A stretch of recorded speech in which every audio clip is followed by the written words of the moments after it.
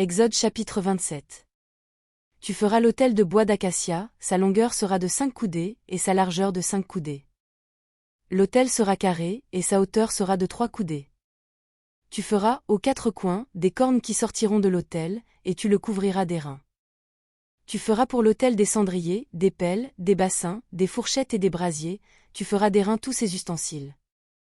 Tu feras à l'autel une grille d'airain, en forme de treillis, et tu mettras 4 anneaux d'airain aux 4 coins du treillis.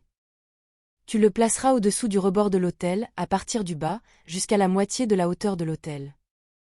Tu feras des barres pour l'autel, des barres de bois d'acacia, et tu les couvriras d'airain. On passera les barres dans les anneaux, et les barres seront aux 2 côtés de l'autel, quand on le portera. Tu le feras creux, avec des planches, il sera fait tel qu'il t'est montré sur la montagne. Tu feras le parvis du tabernacle.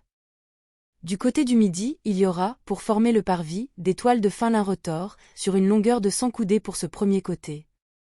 Avec 20 colonnes posant sur 20 bases d'airain, les crochets des colonnes et leurs tringles seront d'argent.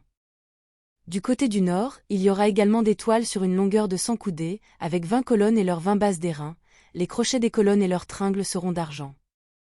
Du côté de l'Occident, il y aura pour la largeur du parvis 50 coudées de toile, avec 10 colonnes et leurs 10 bases. Du côté de l'Orient, sur les 50 coudées de largeur du parvis, il y aura 15 coudées de toile pour une aile, avec 3 colonnes et leurs 3 bases. Et 15 coudées de toile pour la seconde aile, avec 3 colonnes et leurs 3 bases. Pour la porte du parvis, il y aura un rideau de 20 coudées, bleu, pourpre et cramoisi, et de fin lin retors, en ouvrage de broderie, avec 4 colonnes et leurs 4 bases. Toutes les colonnes formant l'enceinte du parvis auront des tringles d'argent, des crochets d'argent, et des bases d'airain. La longueur du parvis sera de 100 coudées, sa largeur de 50 de chaque côté, et sa hauteur de 5 coudées. Les toiles seront de fin lin retors, et les bases d'airain. Tous les ustensiles destinés au service du tabernacle, tous ses pieux, et tous les pieux du parvis, seront d'airain.